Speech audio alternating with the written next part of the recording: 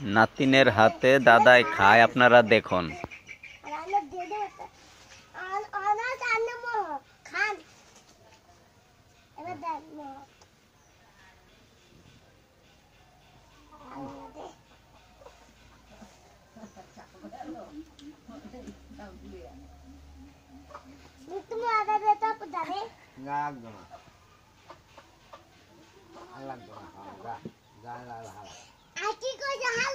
ভাত খাইব খায় তো ভাত খেতে আর কি খান পানি